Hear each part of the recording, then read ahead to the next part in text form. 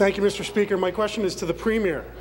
Premier, after the Auditor General found that the government had ignored the warning signs at Orange, your government House Leader tried to blame this inaction on the opposition, and your Minister of Health blamed everyone and everything from the provincial election to the charitable status of the organization.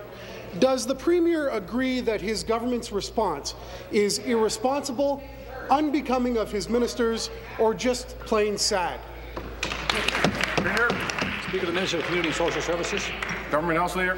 Thank you very much, Mr. Speaker. Members will be interested to know that yesterday the Public Accounts Committee had a chance to question both the Minister, the Deputy Minister, and Mr. McCurley, the acting head of Orange, for over 2.5 hours. It was an opportunity to start to ask some of the detailed questions that members have been asking back and forth. And those questions, Mr. Speaker, many of them have been about when briefings were received, when letters were received. And Mr. Speaker, the only point that I'm making to my colleague from the New Democratic Party is that we had to hear from weeks and weeks and weeks about a letter that the minister received in January, and yet at the same time the NDP forgot to tell us that they received a similar letter about 2 months earlier. So, Mr. Speaker, I see the Public Accounts Committee as a chance to clear the air on many of these issues.